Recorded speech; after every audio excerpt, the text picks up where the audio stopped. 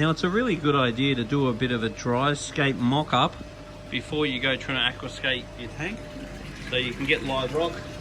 In this case we've just created a little simulated aquarium. Now the things that I'm trying to achieve when aquascaping an aquarium is trying to minimize how much is touching the substrate. Now I'm never afraid to use the back wall because you're never going to look through it, and I don't have to be paranoid about scratching it like a front glass.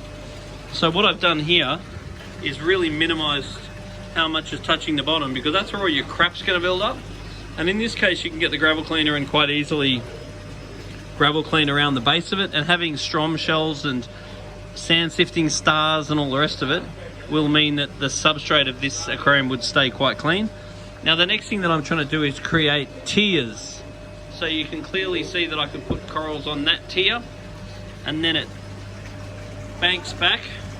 So I could put corals here, and then I could also put corals at the top.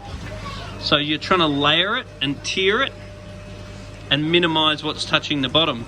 And when you get a rock in your hand, what you really want to do is like turn it around in your hand and see what the best feature is of the rock, and make sure that you're really utilizing whatever that best feature is when you're going about doing your scape. And then the color of the rock is irrelevant, because when you put the rock in the tank, you've got to be prepared for it to go like a nice shade of concrete. Then it will often go brown, a lovely sort of poo brown, which will look awful. Then it will often go green furry. It's also going to look pretty awful. And then if your water quality is pretty good, we're now a couple of months down the track, then you should start getting that beautiful lush purple coralline, and that means you're winning. If you start getting red slime, that means your nutrient levels are still too high.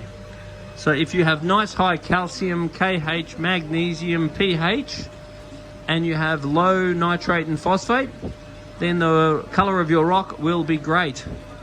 If those levels are incorrect, then the color of your rock will reflect those levels. And at the end of the day, the way your rock looks today is due to your water quality last month.